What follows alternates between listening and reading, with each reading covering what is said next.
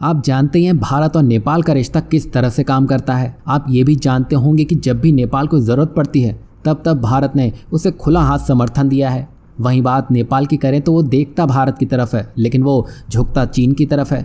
यही वजह है कि नेपाल ऑटोमोबाइल, फूड आइटम्स, कपड़े, जूते, यहाँ तक कि फर्टिलाइजर्स के लिए चीन पर आश्रित है, जबकि भारत नेपाल की ये सारी ज़रूरत आसानी से पूरा कर सकता है।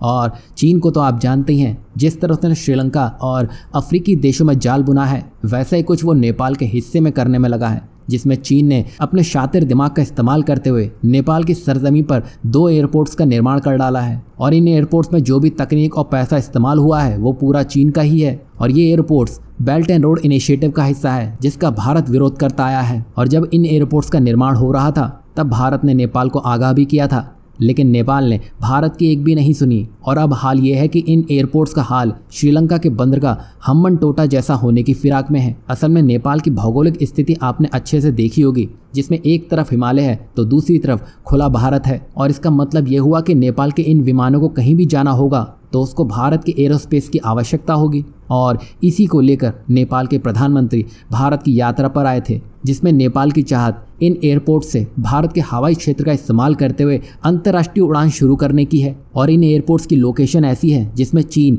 इन हवाई अड्डों के जरिए भारत की जासूसी के काम को आसानी से अंजाम दे सकता है। बता दें कि चीन ने पोखरा में हवाई अड्डे के निर्माण के लिए नेपाल को $210 मिलियन का सॉफ्ट लोन दिया था।